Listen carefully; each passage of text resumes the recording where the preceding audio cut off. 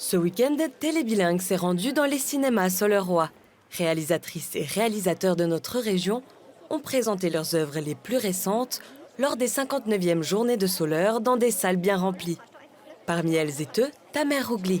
Même s'il est loin d'être débutant dans le domaine du cinéma, il présente aujourd'hui à Soleur son tout premier long métrage. Il a travaillé 10 ans sur ce projet. Cela prend du temps de faire son premier long métrage.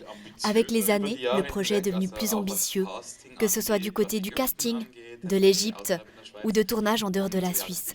C'est pourquoi le budget a aussi un peu augmenté, et donc cela demande de la légitimité, plus de travail, et il faut gagner la confiance des gens. Son film raconte avec une légèreté étonnante le poids écrasant d'une histoire familiale. Il parle d'amour qui peut disparaître derrière des attentes et des retrouvailles arrivées peut-être trop tard. Alors pour moi, Retour en Alexandrie, c'est autobiographique, mais c'est inspiré de mes souvenirs d'enfance quand j'étais en Égypte. En même temps, c'est l'histoire de ma mère avec sa relation avec sa propre mère. Donc c'est une espèce de mélange de ces deux mondes-là.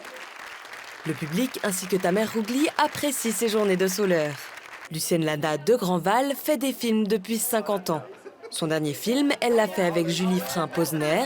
Et voilà pourquoi elle ne peut pas s'empêcher de continuer. Le cinéma, c'est une maladie, hein, c'est une passion.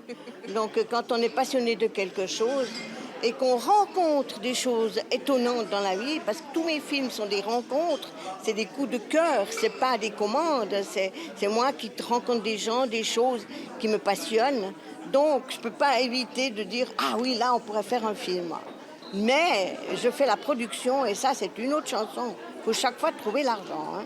Et ça me bouffe plus que de faire le film. Pour Lucienne Lana, il est important de transmettre son savoir. Et Julie Frein-Posner est ravie de pouvoir travailler avec Lucienne Lana. Moi, je suis honorée d'être la continuation de Lucienne. Elle me laisse quand même un sacré bagage. C'est une pionnière du cinéma suisse. Et ce sera sur les planches qu'elle va arrêter. Donc, vous voyez comment... Dans les planches. Dans les planches. Non, dans les cadres, non. Quelle horreur. Non. Donc oui, je pense qu'elle va pas s'arrêter de sitôt. Tant qu'elle pourra, elle en fera. Puis j'espère en faire encore à ses côtés.